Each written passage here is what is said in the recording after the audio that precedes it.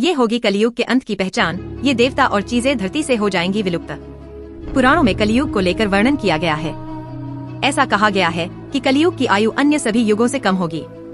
ब्रह्म वैवर्त पुराण के मुताबिक जब कलयुग के 10,000 वर्ष बीत जाएंगे तो संसार में कई विचित्र घटनाएं होंगी, जो कि संकेत होंगी इस बात का कि अब कलयुग का अंत नजदीक है। कलयुग के अंत के बारे में कई बातें पुराणों में कही गई हैं। कलयुग के प्रारंभ के बारे में कहा जाता है कि महाभारत के युद्ध के बाद जब श्री कृष्ण ने देह छोड़ दी थी, इसी को कलयुग का प्रारंभ माना जाता है।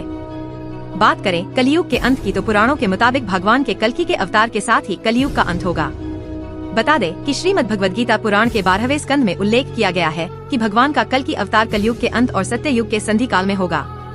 श्रीमद् भगवद गीता पुराण के श्लोक संभल ग्राम मुख्यस्य ब्राह्मणस्य महात्मनः भवने विष्णु यशसा कल्कि प्रादुर्भविष्यति में बताया गया है कि कल्कि भगवान का अवतार कब और कहाँ होगा। इस श्लोक के मुताबिक कल्कि अवतार का जन्म संभल गांव में विष्णुयशा नाम के एक ब्राह्मण परिवार में होगा। भगवान कल्कि के पिता भगवान विष्णु के भक्त होंगे। इसके साथ ही उनके पिता वेदों और पुराणों के ज्ञाता होंगे। श्लोक के मुताबिक भगवान कल्कि उनके घर जन्म लेंगे और पाप का अंत करेंगे। ये होगी कलयुग के अंत की पहचान। ब्रह्म वैवर्त पुराण के मुताबिक कलयुग में कुछ चीजें विलुप्त हो जाएंगी।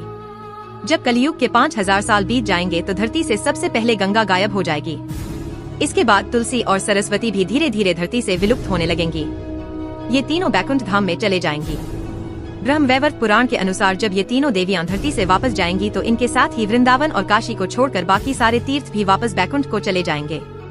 गंगा, तुलसी और सरस्वती के विलुप्त होने के बाद जब कलयुग के 10,000 साल बीत जाएंगे तो शालिग्राम, श्री हरि की मूर्ति, पुरुषोत्तम भगवान जगन्नाथ भी धरती को छोड़कर अपने धाम को चले जाएंगे। इसी के साथ लोग पूजा पाठ करना और उपवास करना भी बंद कर देंगे।